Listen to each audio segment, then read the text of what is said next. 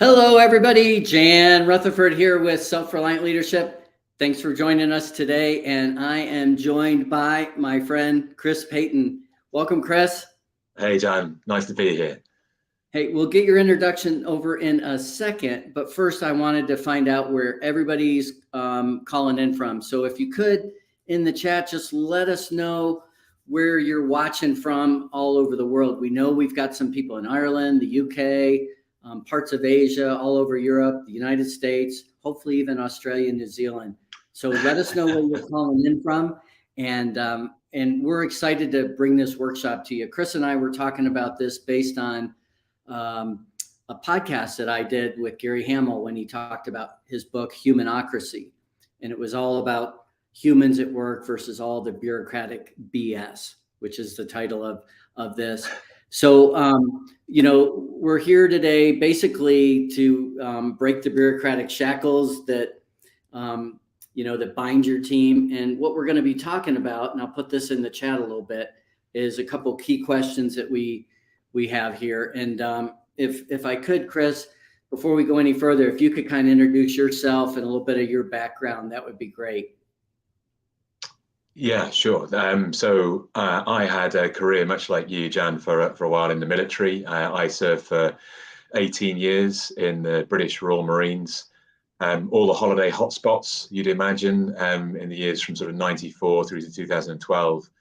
And then for the last 10 years, I have been running a management consultancy that specializes in human factors, so human behaviors and culture and transformation and change. Great.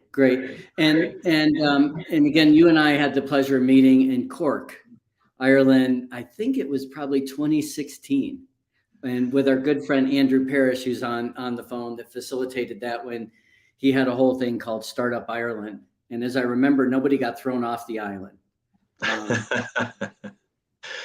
right. Yeah, it seems like a long time ago now, but it was a fantastic setup. And Andrew did an extraordinary job of managing the whole event and helping a whole bunch of businesses.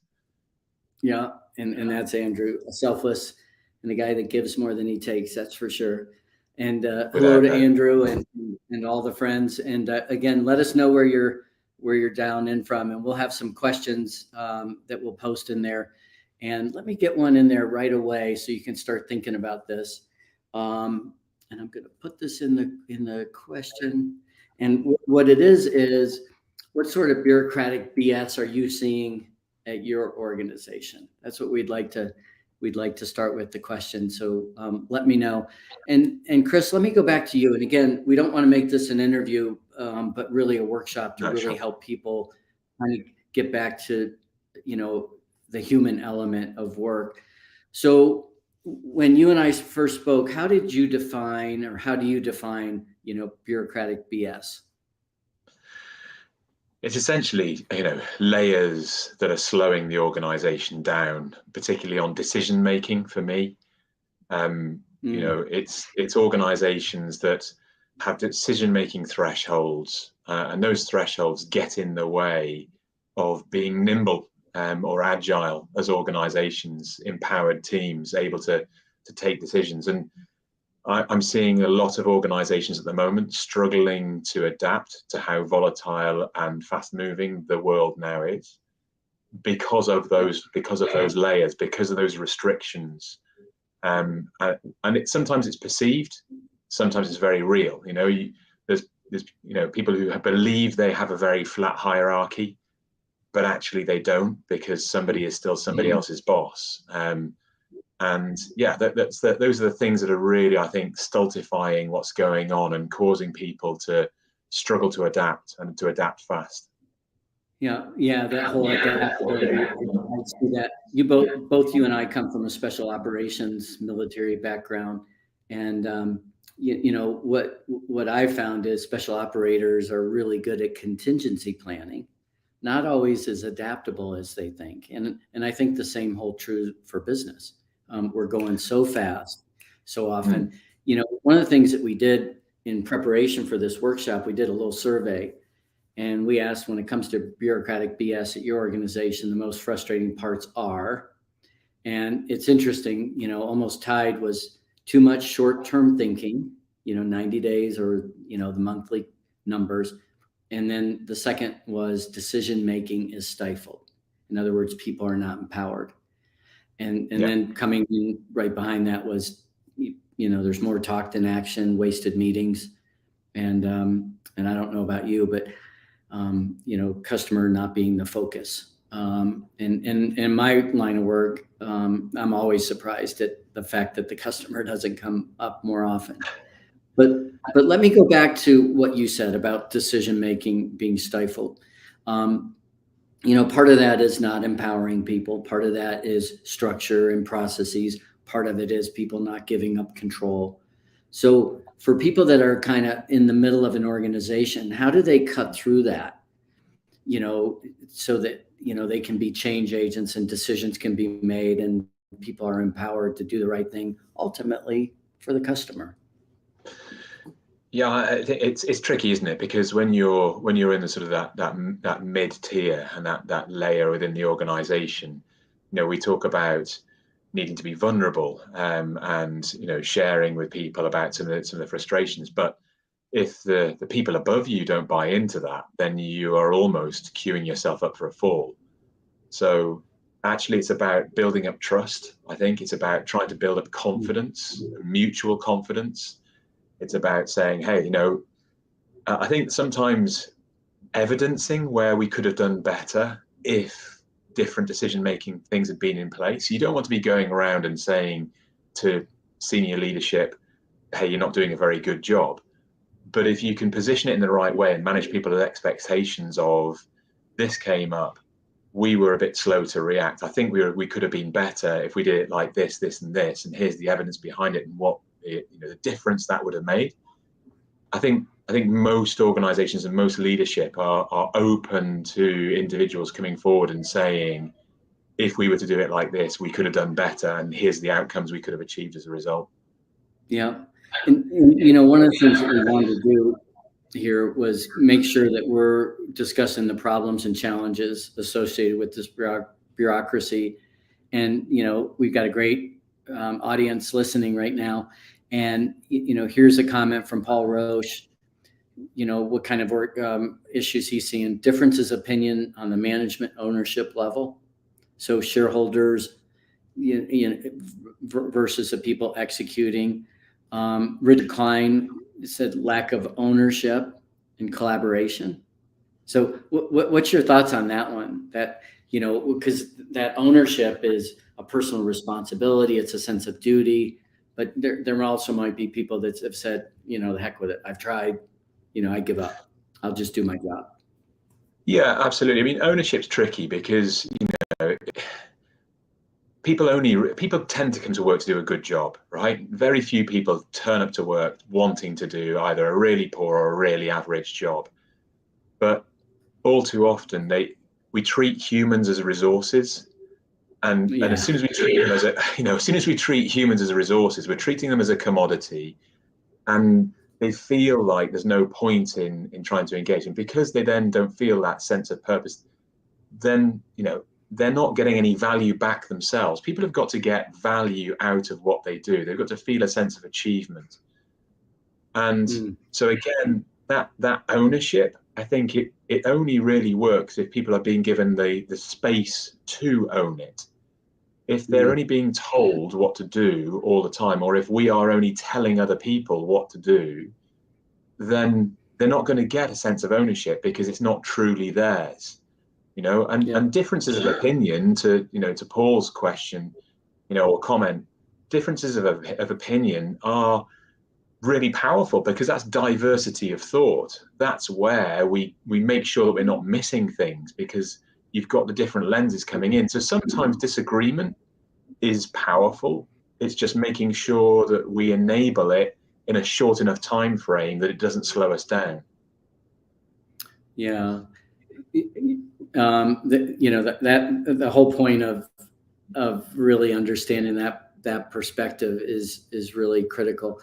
That's slowing down that ownership. Ron Carucci, who we interviewed recently, basically said, at the end of the day, people want to know they matter, their job matters, and they belong. And isn't that the job of a leader? To make sure people feel that they matter, their job matters, and that they belong on the team. And that, part of developing leaders is giving them responsibility and the growth, and I hate to say it, but the growth doesn't come from success. The growth comes from making mistakes and failing and stepping back and having some of those setbacks. And, geez, most of us are not very tolerant for those mistakes because we want great results all the time, right? Yeah, absolutely. And I think that, but growth only happens, I think, when mistakes are made, if the person feels like that they owned that mistake. So this comes down, I think, to the latitude that people are given, the frameworks that they're given to operate within, the delegations, if you like, the parameters that they've been given. Because if you get something wrong within that, and it was your kind of area, then you feel that sense of things going wrong really personally, and you want, therefore, to learn, and you want to make it sure you don't do that again in the future.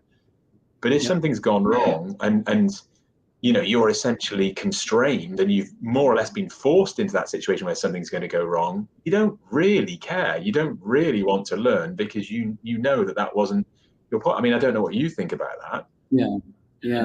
No, I agree. And we've got a comment here from Andrew. And Andrew, just so you know, I don't know if you can tell, but this shirt is a bunch of shamrocks. And I wore it because I knew you were going to be on. This is my Irish shirt, Andrew.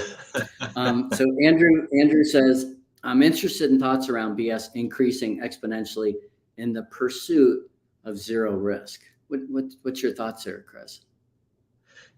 Yeah, I think that Andrew's obviously a very astute guy, as we both know. And when environments become more uncertain and more volatile, there is a tendency, I think, for leadership at all levels, right the way through lower levels, mid-tier, higher levels, to really shrink back that decision making. The decision making suddenly in the delegations and thresholds go really high, because there's this sense of, well, this is so uncertain, we don't want to make any mistakes, we can't afford any mistakes. And counterintuitively, that's actually the point at which you have to have empowered teams, because you can only be nimble and adapt to what's going on and keep up with what's going on by those teams at every level being able to react to what's going on. So this zero risk culture, right, it's really uncertain and we want to make sure we take no risks. It just drives, as Andrew said, the bureaucratic levels and the BS to kick in even more, because it's like, well, I've been in this business for ages, I've been in this sector for ages, I'm the most senior person here, therefore I'm the only person that can know how to navigate this.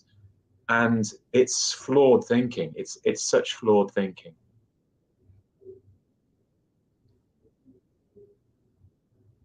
Yeah.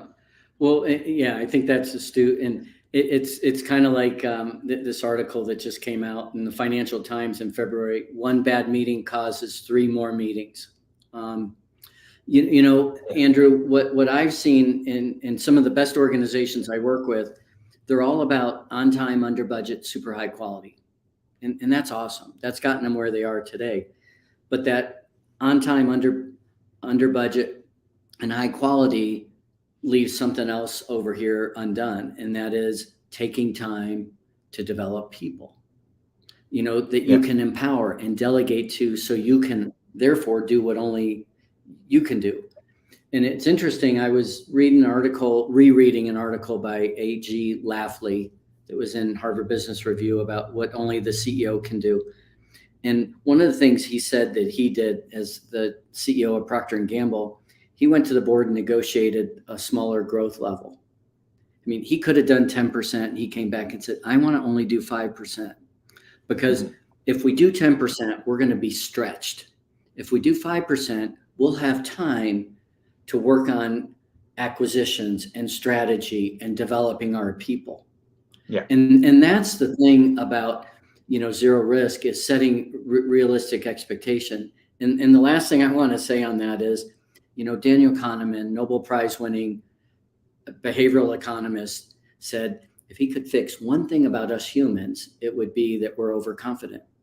that, we think we can grow to this much, we can produce this quality. We don't give ourselves a break and say, that's too much. And it's probably why the last 2 years have burned us all out. Yeah, absolutely. And I couldn't agree more. And there's this sense that actually, the growth has got to be consistent and linear. And, we don't allow ourselves a point at which we can, allow as we shift gears. If you're in a manual transmission, vehicle, if we're shifting gears, the car temporarily slows down as we go from the lower gear to the higher gear, and we've just got to accept that and allow ourselves a little bit of time to do the other things that are really important, to build on them and to develop from them. And Daniel Kahneman's point, that you raised quite rightly, Jan, of the pernicious problem of a system one thinking is that we react and we make that instinctive, gut, fast, intuitive reaction. And if it works, that then becomes the framework for every similar situation in the future. And it means that we're not necessarily always making the right decisions and taking the best action. We're coming up with solutions that work, but are they the best solutions? Because we've been tied in by our bias of, well, here's something that's worked before, so let's just do that again. Yeah, and Michael has made a few comments here. Michael, appreciate your participation here. And again, I'll put this article on the 3 meetings in the chat for everybody. The other comment Michael made was this one. Let me go there. Is customer needs have taken a back seat in supplying business and even the customer experience. I think everyone in the world would basically say service is not what it used to be. And it's so funny because we all know, everybody says we're really great at service, but you know what? If you really are good at service, it really is a differentiator because nobody's good at it these days. No, absolutely. Or I should say hardly anybody seems to be. Yeah, no, I listened to a really interesting talk, not so long ago, where the speaker said that you can try and differentiate your business and your organization as much as you want around marketplace, competitors, the communications that you're putting out, the products that you do, but actually the only true differentiator is your own organizational culture. Because if your own organizational culture is right, then your team delivers a service to its customers that far exceeds their expectations. So that's what you're looking for. They don't care about the new glitzy, shiny thing that you're talking about and that you're promoting. They care about being treated really well. And I think the other aspect that comes in here that Michael's picked up on absolutely is that over the last 2 years, all of our organizations have had to change. And that means all of our customers have had to change. So if we're not careful, we're still pushing out the same stuff as we did 2 years ago, thinking, well, everybody really liked this, and they've moved on, and we've not moved on with them. And making sure we're tracking that is super important as far as I'm concerned. Well, I'm reminded one of the people that was at our event in 2016 with Andrew was Brian Caulfield, who is the very successful venture capitalist in Europe. And I remember asking him, Brian, if you had to give one piece of advice, what would it be? And he said, sell the problem, not the solution. And I think it's literally probably the best advice I've gotten in a decade, because it applies to absolutely everything. We're always rushing to solutions and we haven't fully grasped the problem. And I think that's what we're talking about here is when we see bureaucracy and hierarchy, when we see bad meetings, non-decisions, lack of focus on the customer, more talk. These are all symptoms. And I think it behooves us to really dig down and figure out, well, what's at the heart of this? Is it human insecurities and control issues? Is it the 4 levers, as I call them? Is it the structure? Is it incentives? Is it processes? Or is it, the people themselves? And Chris, we have those big levers, and if we were speaking to a bunch of CEOs, we could really direct them to really examine those. but I'm guessing a lot of people that are listening are probably somewhere at the top of the organization or maybe in the middle, and they might not feel they have the power to really push and pull those levers, structure, people, incentives, and processes. What's your take on, powering from the middle to cut through the bureaucratic BS and, speak truth to power? I think that the first piece is courage. I think it takes courage. It takes somebody's got to take the first step. And if we wait for somebody to offer up the opportunity to us, we're probably going to find ourselves in a position where our organization is losing people, and all the best people are going because they don't want to work for an organization like that.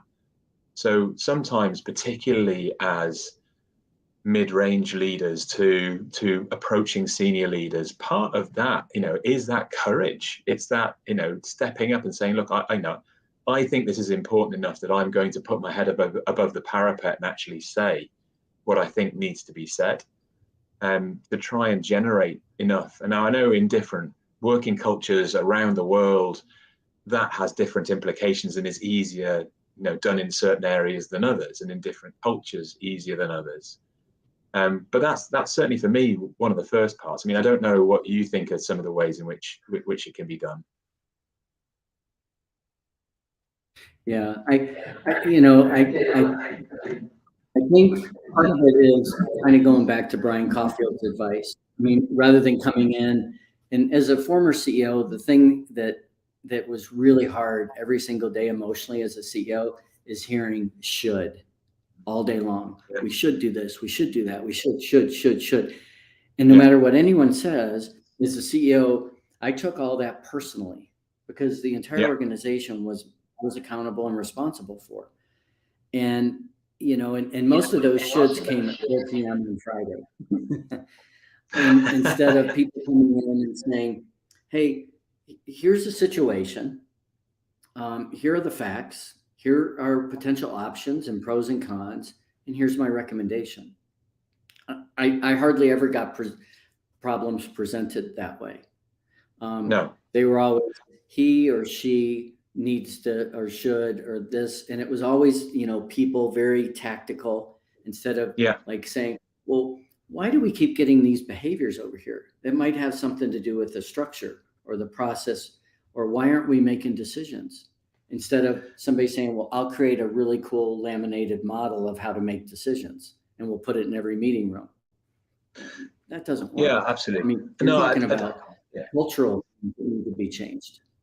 It is, and it's difficult driving culture change from the middle, right? Because it's often talked about the frozen middle. To do proper culture change, you need to have really senior leadership who know how to lead culture change. You need to have the lowest levels understanding the change that's going to happen and what it means to them, and why are you doing this to me, right? So you're going through this Kubler-Ross, change curve and the grief curve. But you do need that central engine to drive it, and to put it forward. And I think the best ways in which people have come to me, or I've seen in organizations, because I've been in lots of hierarchical organizations, including like the UK government, is where people came along and said, hey, I saw something really interesting the other day. I saw an organization that set up this kind of innovation hub, and they had, ideas being percolated in. And so it comes in, like you say, instead of we should get better at doing innovation, we should get more organized at doing creativity. I think bringing something in where you can bring in examples of, I saw something interesting, maybe this is something we could have a look at or take ideas from. That is a lot less threatening to everybody in the organization, because it's just a ball thrown in the air and you're waiting to see who might hit it. Yeah. Well, hey, Chris, I want to get to some questions that came in. So yeah, sure. I'm going to deviate a little bit from our plan here. Let me start with Andrew. Had one come. Do we think the last 2 years of remote has accelerated change work culture and reduction in BS, or does hybrid working risk an increase in unnecessary BS? I'll go ahead and take a stab at that, Andrew. I think it's a great question. And, I remember an article from 1995 called Trust in the Virtual Organization. 1995. And it was talking about sales teams who have been virtual or hybrid forever. And it was basically saying that there was no substitute for face-to-face meetings at different times. But it was all about, what did you need to do to build trust? Now, we always think of trust as, hey, do what you say you're going to do, be vulnerable, that kind of stuff. I think trust is built in organizations by empowering people and starting to let them make decisions and having responsibility. And again, commensurate with, their demonstrated ability, results, aptitude, all those things. But I think what we probably tried to do in a hybrid is we probably introduced more rules, more controls, because of people's insecurity that, gosh, if I can't see everybody, are they really working, getting stuff done? Are they sitting around in their bunny slippers all day long? What are your thoughts, Chris? See, I'm on the other side of the fence. I think that the last 2 years and a lot of remote working has almost given the carpet a good beating, and it's produced a lot of dust. And some of that dust has been quite interesting. And I think it's given people opportunity to go, hey, look, this is a little bit interesting. We have had to, because we've been forced to trust some people more. They've not let us down. And this is where, I have quite a big beef with high performance teams and people's obsession with high performance teams, because performance goes up and down inevitably. What you really, I think, should be aiming for, an organization should aim for, is highly reliable teams. And that reliability is built on trust. So I personally think it's maybe just caused a few people to look at this and go, hey, hybrid working might not be the way that we want to go forward. It might not be the way we want to operate in the future, but the experience of doing so has enhanced the trust between us. And that is now letting me see that you are reliable. These organizations are reliable. We are operating well. And, trust is tempo, right? The higher the level of trust in an organization, the higher the tempo the organization functions at. It's that simple. Yeah. Well, I think, for me, I think the leader of the future is someone that, we used to call it the way some of the big pharmaceutical companies operate. It was like the Red Army approach. Everybody was tasked with the same thing at the same time, the same way. There wasn't a lot of flexibility or adaptability. I think the leader of the future is going to have a team that, there's a 25-year-old that works 5 hours a week, and there's a 65-year-old that works 10 hours, and there's a few 40-hour-a-week people, and there might be 2 people that want to move up and be a managers one day. And I mean, we're in multiple time zones, in multiple cultures. And I think the leader is able to figure out how you still create a team, again, with 2 components, a common purpose and a trust. And I don't think that's easier than having everybody in cubes right in front of you and you can see everything. I think that was relatively easy when people were motivated primarily by either, I want to make a lot of money or I want to get promoted. I think people's drivers these days are a lot more varied, a lot more complex, and it's going to require leaders to slow down and figure out what's important to each of these people that I'm responsible for producing work out of. Because I can't just go there and say, hey, here's what's important to me, hit your number.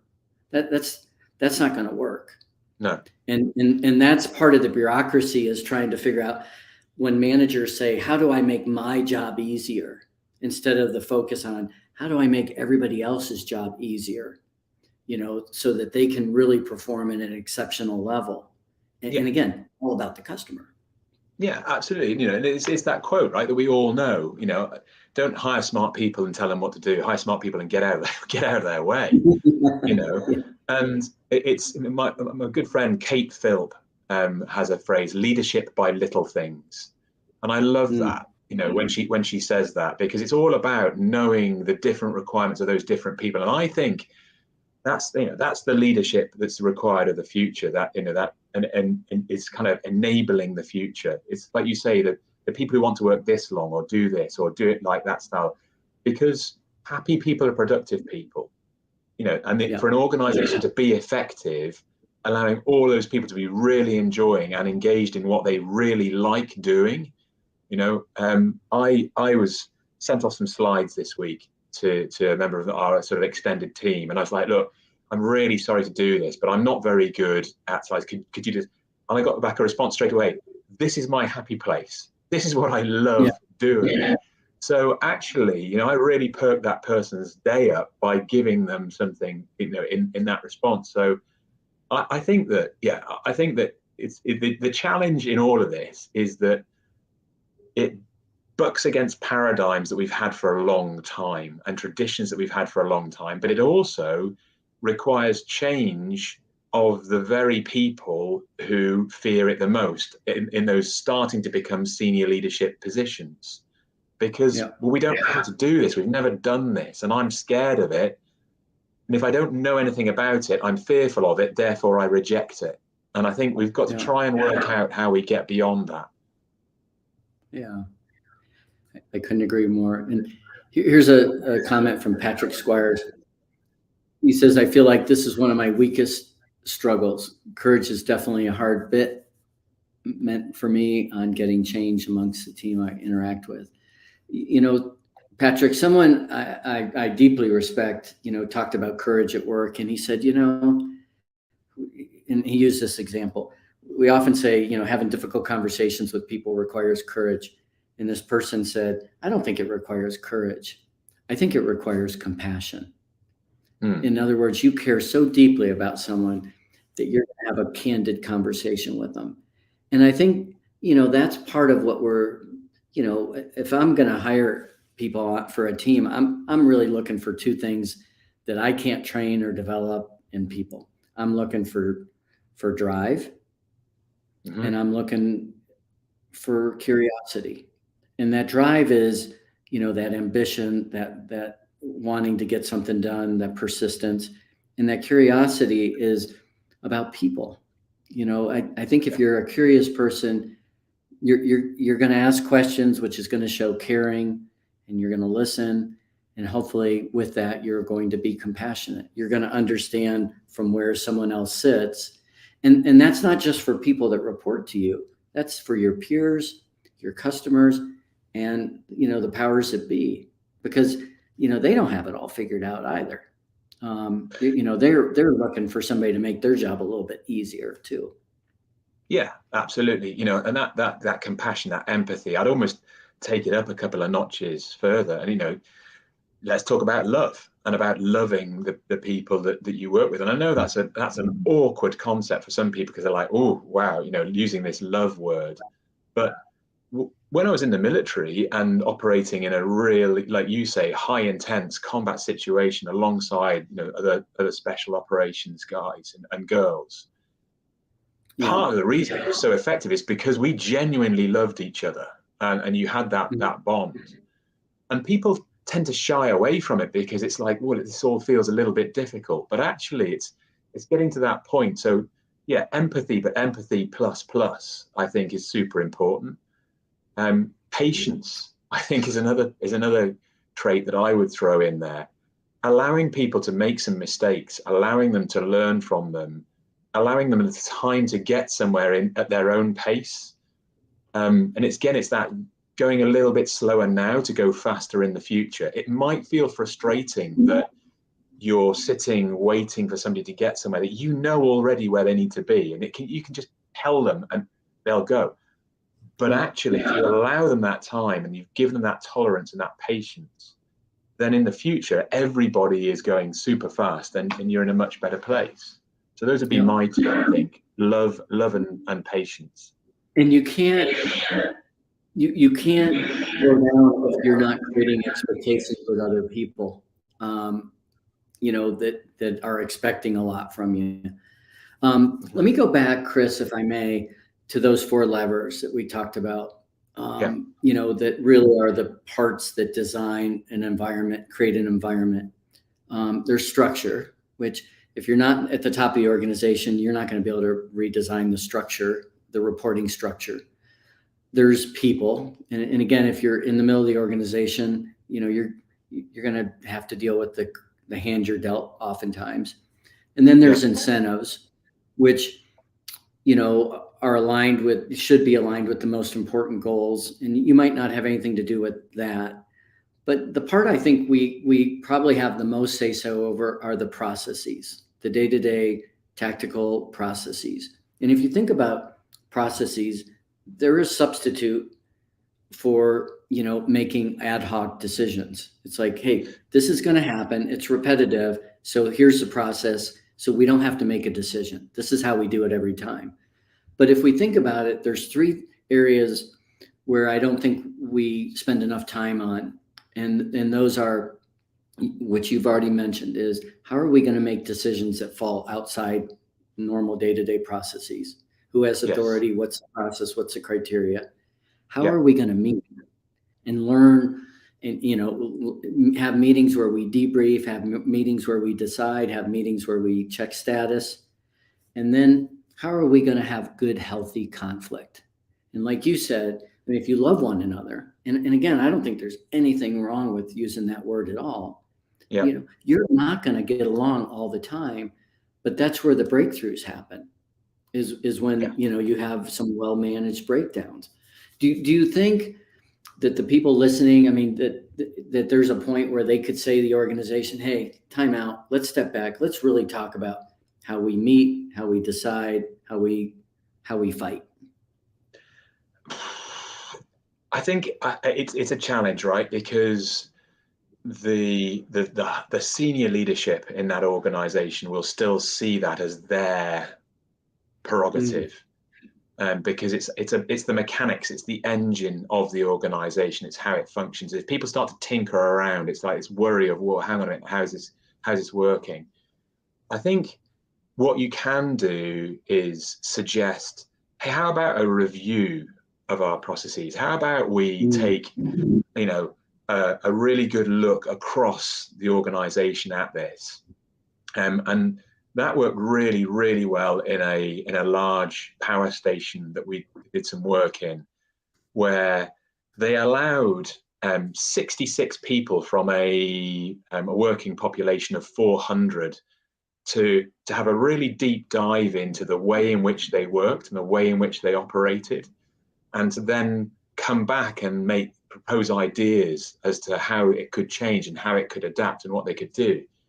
And it was fascinating because they had really junior people, like apprentices, who'd only just joined the organization and hadn't spent very long in there, senior people. It mixed it all up, different departments, into these 6 different teams.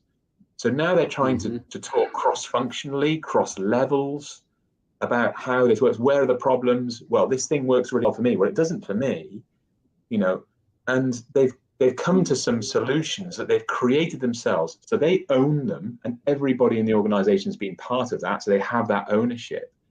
But they're now achieving work in a day that used to take them a week and a half. Simply because of the ideas that came out through that diversity of thought, but also that ownership of allowing everybody to have at least an involvement in the discussion. There's a big experiment going on in the UK right now with 4-day work week. Yes. With a number of companies. I think there's a total of 3,000 people involved, if I remember right. Yeah. But they're tracking. They're going to track it very closely. I did interview one gentleman, a CEO in the United States, that converted his company from 5 days to 4 days and found no loss in productivity. He personally went from 52 hours a week down to 34. And it's interesting. Do you think, what that experiment going on in the UK is going, I mean, part of what will happen from shrinking the amount of days work, that some of the bureaucratic BS will actually get cut out because people realize what's really important?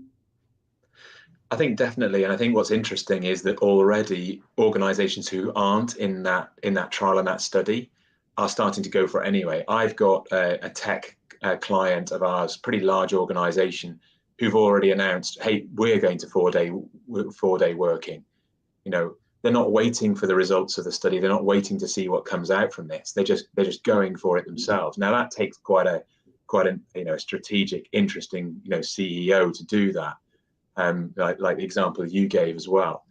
But I think it's interesting that exact same company is already starting to also take on a culture change to improve the way in which they operate and how they go about it. And they're doing that right from the top all the way down and through all the different layers and levels. So it's interesting for me that connectivity that you just said of, does this 4-day week create potentially organizations who will, have less BS? I don't know, but it's interesting that an organization that's already jumped is at the same time bringing in a culture change program to help them do better and to reduce the BS. So I think the two potentially are linked, yes. What's making me think of is if in sales, one of the hardest things to do for a salesperson is to create a compelling event and close the deal. Yeah. And if that compelling event isn't created at the very beginning of the discussion, it's hard to create it at the end. And we know that if you do it at the beginning, what you're really doing from a sales pipeline perspective is you're compressing the time it takes to close the deal. Yes. And yeah. One of the best things you can do for the top line and bottom line is to compress time that it takes. And what we know about bureaucracy is it expands time, it wastes time. And so in the big scheme of things, what we're really talking about doing, not just in sales, but across the organization, is compressing time to make us all more productive and more efficient. And not like, machines, but as humans, so that we can do what only we can do, which is, in the big scheme of things, and I'll put it in this one word phrase, judgment. It's to exercise our judgment about what needs to be done. And again, that goes back to, the customer. And what organization's purpose isn't to get and create customers. I don't care if you're a nonprofit or a for-profit. The goal is to get and create customers and understand the downstream effect of that customer and your services you're offering on them. And again, the more that we compress time, the sooner we can get the value we're providing to the end users. Yeah, absolutely. This feels intimidating and quite scary often for organizations because it feels like they're opening a Pandora's box. But, it doesn't mean that the layers and the levels in the organization are necessarily disappearing. It's just you're using them in a better way. And the other piece is that people will often say to me, well, judgment. How can we just start this and suddenly trust people? Well, there's a great phrase that's used to define it by a couple of large corporations: freedom in a framework. If I set a bunch of parameters around somebody that gives them some latitude, then they can exercise their judgment within those parameters, but I own the level of risk of something going wrong by the size of those parameters. So I can give somebody really big parameters and take a big risk, or I can shrink it down. So you can do this iteratively. You can start off with quite small parameters, and as they're showing really good judgment within those parameters, then start to increase them. And now all of a sudden you're exercising. And the time compression piece is so important that you mentioned, Jan, because the time that it buys you is time to daydream.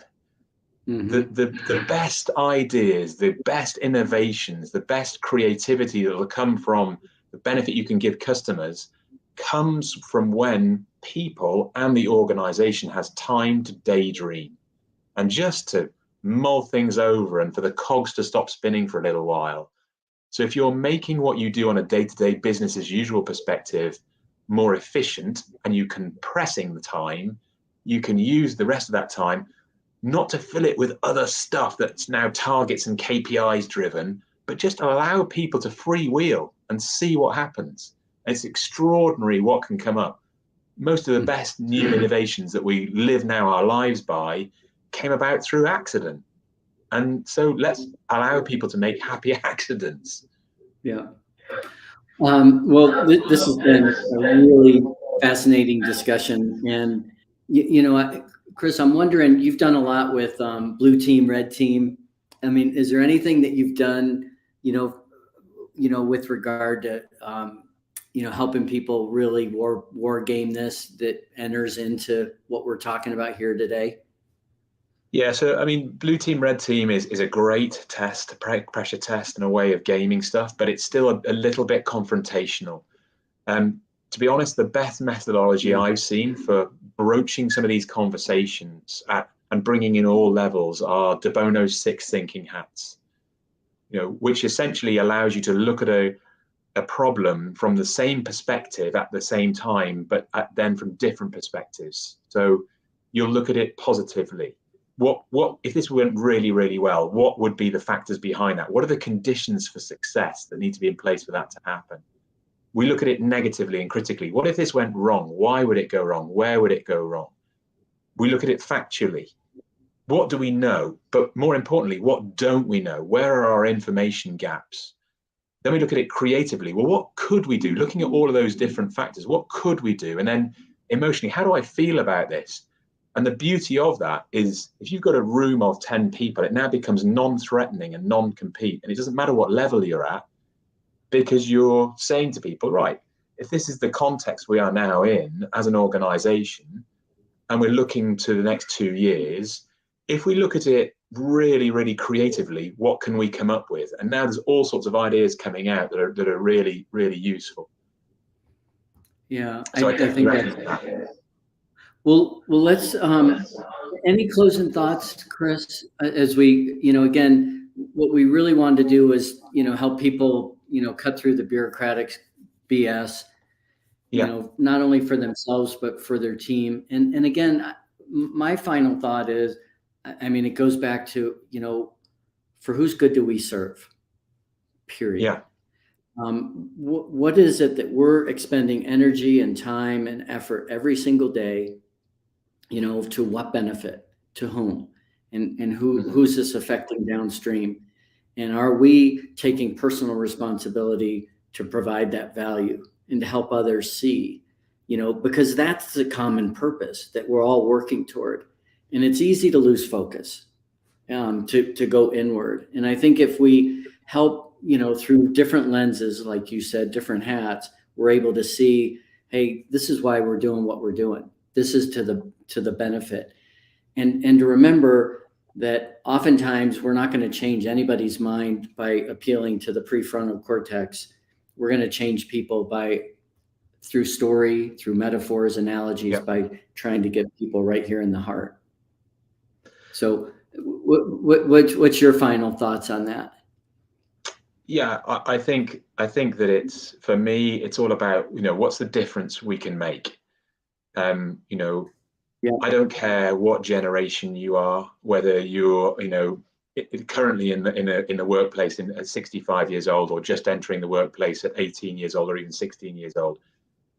People want to make a difference. They always have, they always will. And how we go about enabling that, that is essentially purpose, right? It's everybody wants to have their own individual purpose, but it's the collective purpose. And I think, for me, the more that we can get leadership and senior leadership, and as people, if they're at whatever level they're at now and layer they're at now as they start to progress up, the more that we can get leadership defining the what and the why. This is what we're aiming to achieve and why we're doing it, because it's going to make a difference. But then stepping the hell out of the way of the people in the organization to come up with the how. Stop telling people what to think. Teach them how to think, and let them come up with the how, so that they can then produce miracles that is essentially what we're all about. But they're also happy and they're enjoying it, because certainly at the moment in my side of the Atlantic and my part of the world, there's a lot of individuals and a lot of organizations struggling to retain talent. And to hang on to talent. And if you want to hang on to talent, you've got to create a workplace that they love being in and they thrive in. And the only way you do that is by allowing them to come up with that how, when you set out the what and the why, and then leave them to it. Yeah. And I'll put a quote up here from somebody that came in. We don't have the name, but it's, basically treating people as humans. And I've heard somebody describe it, treating people as human beings, not human doings. I thought that was Yeah. clever. But Yeah. again, I want to thank you, Chris. I want to thank the people that participated, and hopefully everybody got something out of this. I'm so lucky and privileged to, have someone like you as a friend who is really thoughtful and, provides such great value for your clients based on, years of experience. You're a great listener, and, you really do try to see things from multiple angles. And that's what I've always appreciated about you. It's you do your best to really acknowledge your own biases and try to eliminate assumptions as you do your work. And, for that, I greatly admire you, Chris. Thanks, Jan. That's lovely comments. I think that a lot of people, not least my family, would argue that I still struggle with my biases. But I like helping, just like you. I think that's the one thing that attracted me to you, and why we get on and we've had a friendship for as long as we have, is because just like you, I like helping. And so, things like this, if they can help somebody in some small way somewhere, then I feel like we've done a great job. And I just really appreciate you giving me the opportunity to come onto the platform and everything that you did to set this up, which I know is no small feat. Yeah. Well, good. Well, with that, we'll end it. We'll for all those you that are listening, again, really appreciate it. You can contact Chris via LinkedIn and find out all his work, and same with me. And there'll be more office hours LinkedIn Live to come. So stay tuned, and thanks, and have a great week out there cutting through the bureaucratic BS.